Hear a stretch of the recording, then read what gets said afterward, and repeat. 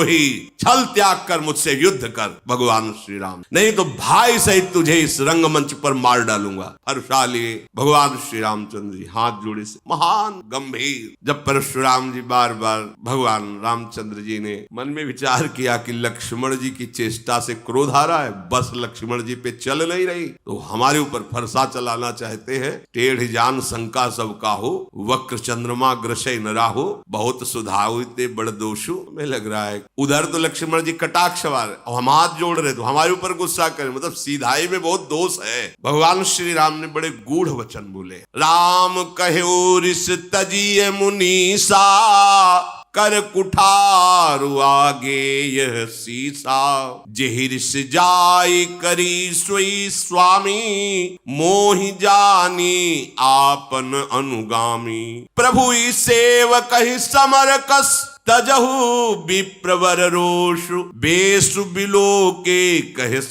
कछु, बालक हूं नहीं दोष। प्रभु ये गर्दन आप काटिए, आप अपनी गुस्सा शांत, मैं सदैव आपका दास हूं। तो दास और स्वामी में युद्ध कैसा? अगर बालक ने कुछ अनुचित बोला है तो आपकी समझ में, मेरी समझ में अनुचित नहीं बोला है। क्यों? क्योंकि आपका वेश ऐसा है, फरसा लिए हो, धनुष बाण लिए हो, बार बार कठोर वचन बोल रहे हो, तो आपको ये पता होना चाहिए कि रघुवंशी बालक है। सामने आकर के अगर कोई ललकारे, दैन्य वचन और दैन्य चेष्टा करना ये रघुवंशियों में नहीं है। आपका कुठार बाण धनुष देख करके, वीर समझ करके वो बालक ऐसा बकाया अनुचित नहीं है आपके भेष के अनुसार। यदि आप कमंडल कुशा आसन साष्टांग दंडवत करके हाथ जोड़ करके खड़ा रहता, मुझे पता है आप बार बार फरसा धनुष, मैंने ये किया, मैंने वो किया, ये वीर वेश वीर वार्ता सुन करके उसके मन में जो बात आई वो कह दिया, वो दोष नहीं है। हम सब आपकी चरण धूल माथे पे, क्षमा, आप शांत रहिए, बहुत क्षमा होनी चाहिए आपके अंदर, दया होनी चाहिए, आप ऋषि हैं। अब प्रभु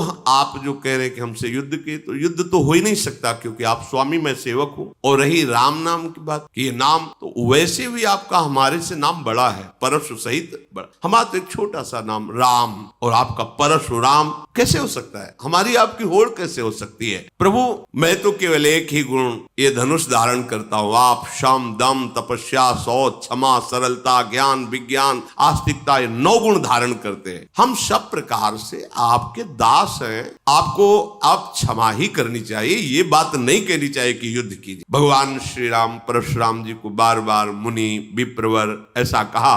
परशुराम जी क्रोधित होकर ठहाका मारकर बोले, समझ गए तुम मुझे कोरा मुनि ही समझते हो, समझ गए, तुम ही मुझे कोरा मुनि ही समझते हो। मैं ऐसा ब्रह्म ऋषि नहीं हूं जैसा तुम समझते हो। मैं जो ब्रह्म ऋषि जन जैसे यज्ञ करते हैं ना, तो मेरी यज्ञ कैसे होती जानते हो? धनुष श्रुआ बाण आहुति, मेरी क्रोध भयंकर अग्नि और दुष्ट राजाओं की चतुरंगनी सेना समिधा और ललकार ललकार के काटना स्वाहा, मैं ऐसा मुनि हूं। परशुराम जी ने कहा, ऐसी एक यज्ञ नहीं करोड़ों यज्ञ की है, बार बार मेरा प्रभाव तुझे भी मालूम नहीं, तू निरा मुझे ब्रह्म ऋषि मत समझ लेना। भगवान श्री राम हाथ जोड़े ऐसे खड़े, घमंड हो गया होगा तुमको, अजगो तोड़ दिया ना इस बात का, मानो तुमने संसार पर विजय प्राप्त कर ली। प्रभु ने कहा, विचार कर बोल, विचार कर बोल, बहुत कड़वा बोल रहे हो आप, मेरी अगर भूल भी मानते हो तो बहुत छोटी सी, पर आपका ये जो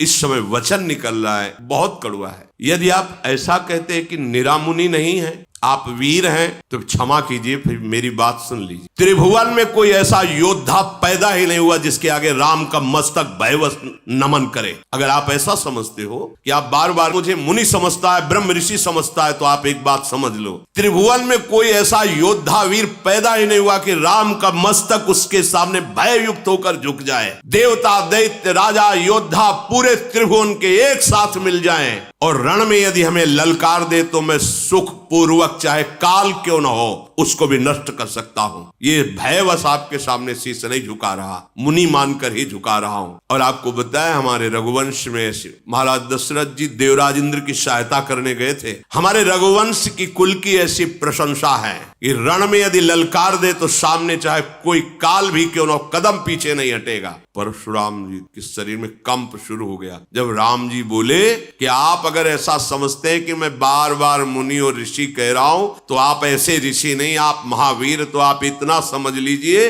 भयवश राम का सिर झुक नहीं सकता, चाहे त्रिभुवन एक साथ होकर के लड़ ले, चाहे काल के सामने खड़ा हो, रघुवंशी कभी कदम पीछे नहीं हटा। फिर हाथ जोड़ा राम का, ऐसा होने पर भी आपके चरणों में प्रणाम है, मैं आपका दास हूं। और जो आपसे भयभीत हो गया वो जगत से निर्भय हो जाता है, जो आपसे भयभीत हो गया वो जगत में निर्भय हो जाता है। विप्रवंश के अस प्रभुताई, अभय होए जो तुम्हें डराई। नाथ, जो आपसे डर गया वो त्रिभुवन में निर्भय हो जाता। परशुराम जी की बुद्धि काम नहीं कर रही कि एक बार इतना शब्द मेरे सामने कह देना कि भयवश में सर नहीं झुका रहा, अगर काल भी हो तो राम का सर भयवश नहीं झुकेगा। मतलब वीरता ऐसी और बुद्धिमत्ता ऐसी कि आपको जो डर जाए तो त्रिभुवन में निर्भय हो जाए। बार बार सोच रहे हैं भगवान के गूढ़ वचन को कि ये सामर्थ्य तो एकमात्र मेरे आराध्य देव में है, हरि में, दूसरे में तो है नहीं। भगवान परशुराम जी ने कहा कि मुझे कुछ संशय हो रहा है, प्रभु निवारण कर लीजिए। तो उनका एक बार भगवान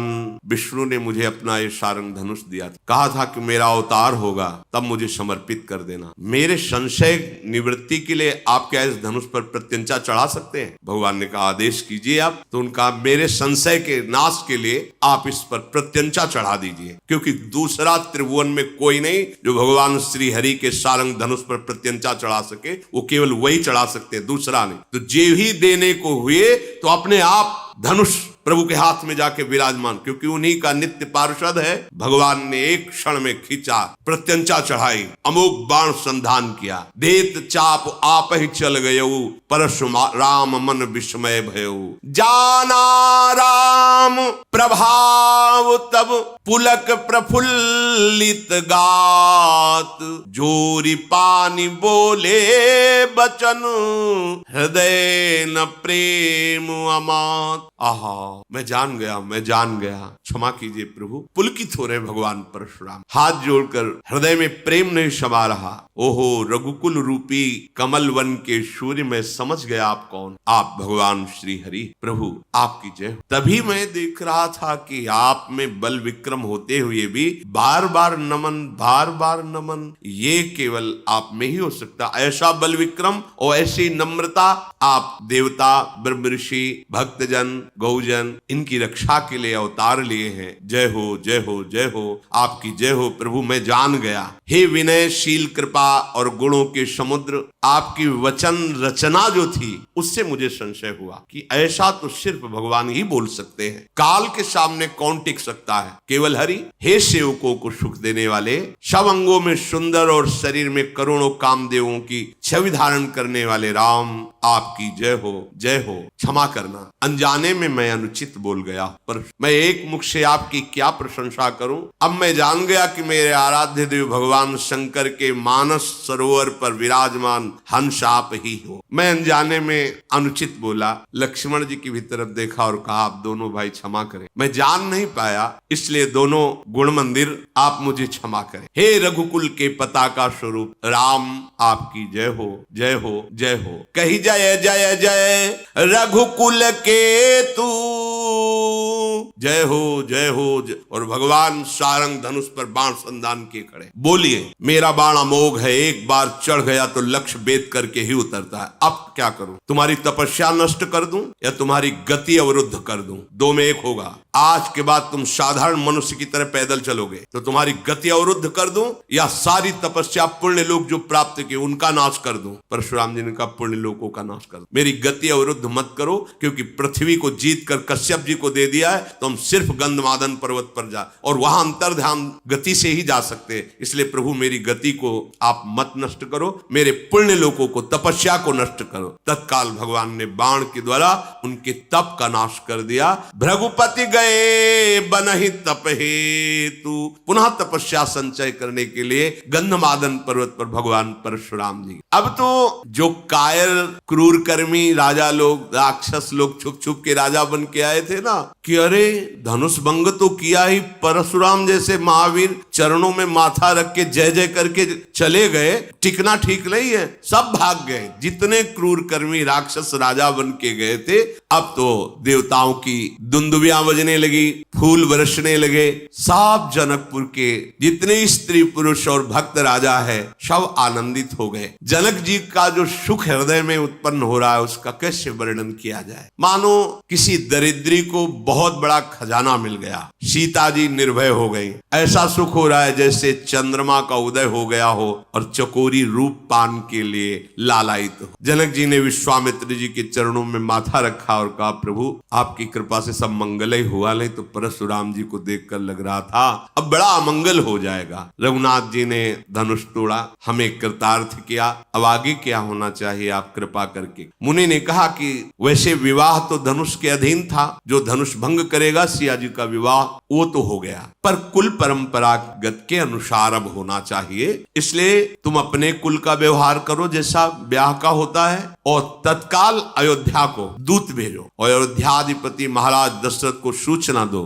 कि आप बारात लेकर के आओ जनकपुर और यहाँ फिर कुल के अनुसार ब्याह हो। ऐसे ये महारश्म देखो भगवान हमारे सब रूपों में है। अपने जनों को सुख देने के लिए जैसी भावना से जो युक्त होता है हमारे प्रभु इतने करुणामय है, वही रूप रख करके अपने भक्तों को आनंदित करते हैं। वह हमारे ही श्री हरि हैं, इन्हीं के विविध रूप हैं। इनके चरित्र सुनने से क्या होगा जानते हो? अपने प्रभु में आसक्त। हम आपको हृदय की बात बताते हैं, जैसे एकांत में मनन होता है ना, तो वहां सारंग धनुष वाले नहीं होते, बात इनकी चलती है और चेष्टा उनकी होती। कोई भी चरित्र सुनना भक्त के या प्रभु के, उसका परिणाम होगा आपने जिस इष्ट भाव को स्वीकार किया उसी में गाढ़ रति हो जाएगी। परिणाम देखना, ये नहीं कि आप ये चरित्र सुन रहे हो तो इस चरित्र का परिणाम होगा आपको श्यामा श्याम की अखंड प्राप्ति। ये यहाँ के अनुभव की बात कहते। महापुरुषन ने सब रस गायो, ध्रुवदास, महापुरुषन ने सब रस गायो,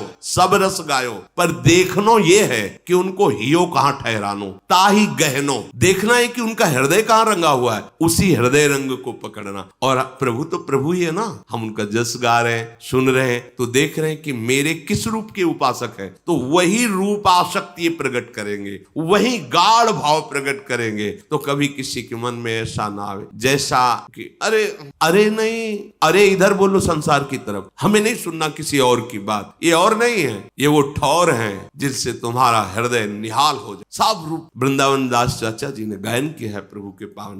बड़ा ये थोड़ा आंतरिक विषय है, इसका फल होगा देखना, जैसे जैसे सुनोगे हृदय निर्मल होगा और भगवान का जो हमारा आराध्य स्वरूप लाडला स्वरूप लाडली लाल है उनके चरणों में